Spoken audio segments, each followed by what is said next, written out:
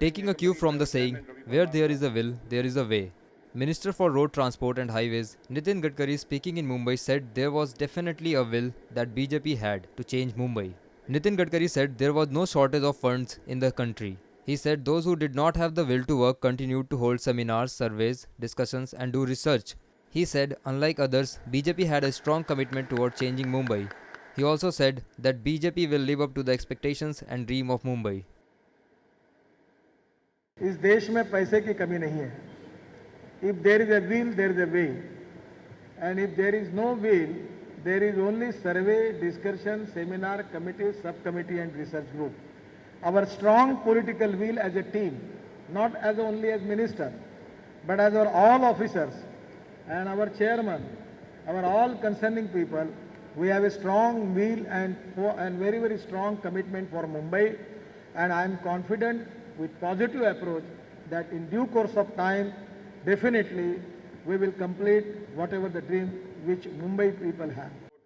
Nitin Gadkari said though he lived in the capital of India, his heart beats for Maharashtra. Mumbai के विकास के लिए नरेंद्र मोदी जी के नेतृत्व में हमारे सरकार की कमिटमेंट है. मुंबई हमको बहुत बड़े प्रमाण पर इनकम टैक्स देती है. मुंबई हमारे देश का कमर्शियल कैपिटल है.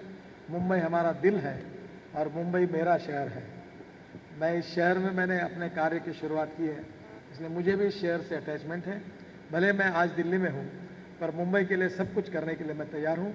सरकार को पूरा सहयोग करने के लिए तैयार हूँ और निश्चित रूप से हम मुंबई के लिए, मुंबई को अच्छा बनाने के लिए हमारी केंद्र की सरकार भी काम करेगी.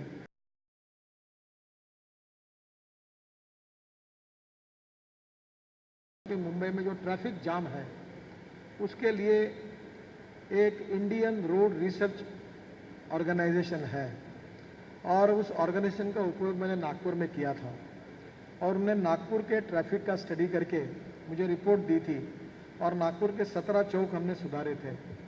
उसमें से एक अजनी चौक करके एक चौक था जहां कम से कम 60 लोग मरे थे, एक्सीडेंट हुए थे.